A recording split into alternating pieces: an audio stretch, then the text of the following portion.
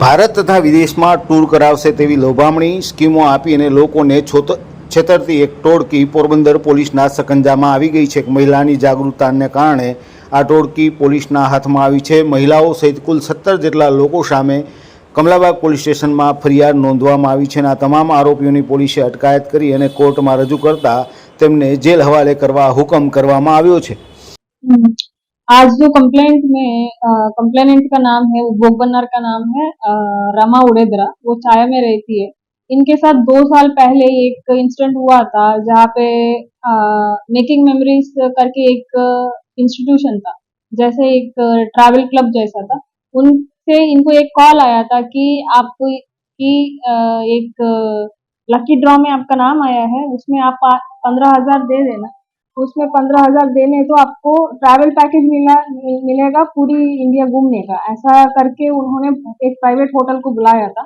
बुलाने के बाद उनसे पैसे ले लिया था, बट उसके बाद जो प्रॉमिस उन्होंने किया है एज पर दी जो लकी ड्रा के बारे में 15,000 आप दे दोगे, उसके बाद आपकी पूरा इंडिया घूमने का ट्रैवल पैकेज मिलेगा, वो उन्होंने प्रॉमिस जो किया था वो फुलफिल नहीं किया है।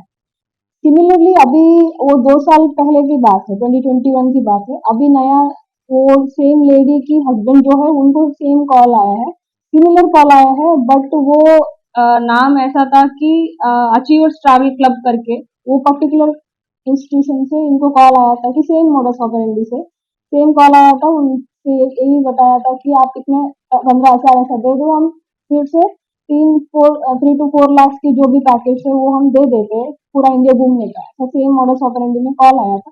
उसके बाद ये कंप्लेनेंट पहले भी ऐसा हुआ था उनके साथ, बट तब प्रॉमिस नहीं फुलफिल हुआ है।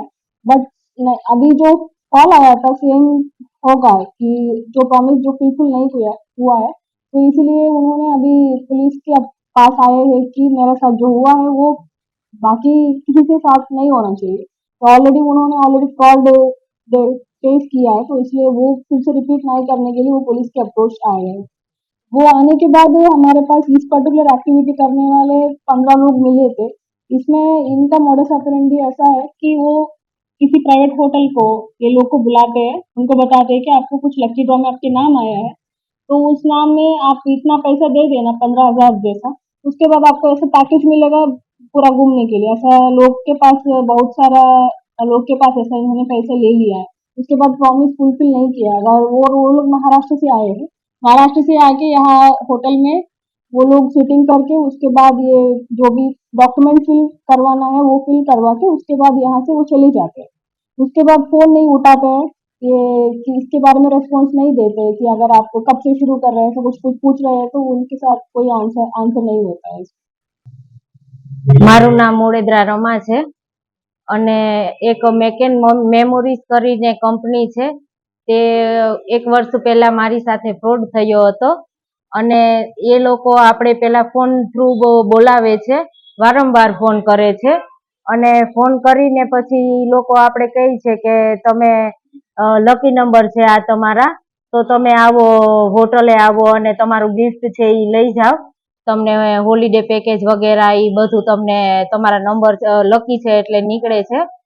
તો પછી આપણે ત્યાં જઈએ એટલે એ લોકો આપણે મેન્યુપ્લેટ કરી અને આપણે એ ગમે એમ કરીને ફસાવી લે છે અને મારા ખુદના પણ મેં 15,000 ભરેલા હતા, જેના આજે વર્ષની ઉપર થઈ ગયું, પણ એ લોકો પાછો મને કાંઈ ફોન આપણે કરીએ તો એનો જવાબ ના આપે, ઈમેલનો કાંઈ જવાબ ન આપે, એવી રીતે પછી એ જ ફોન પાછો મને કાલ આવેલો અને મારા મનમાં એવો વિચાર આવ્યો કે નહીં, આ તો આપણા જે પોરબંદર માટે જ એમ કે આપણી પોરબંદરની જનતા માટે જ એક ફ્રોડ થાય છે, તો આને આપણે કોઈ પણ રીતે પકડવા જોઈએ અને એ માટે જ મેં કાલ પોલીસનો સંપર્ક કર્યો અને આજે મને એ લોકોએ ટાઈમ આપેલો હતો કે તમારું ટેબલ બુક થયેલું છે 2 વાગ્યે, તો અમે લોકો ત્યાં ગયા અને અમે થોડું અટેન્ડ કર્યું અને પછી ત્યાં તો પોલીસ આવી ગઈ અને એ લોકોએ પોલીસે પૂછપરછ કરી, આ તે વિશેષ બધું પણ જાણી કરી અને એ પોલીસે એના રીતે જ એમ કે એ બધું જાણ્યું,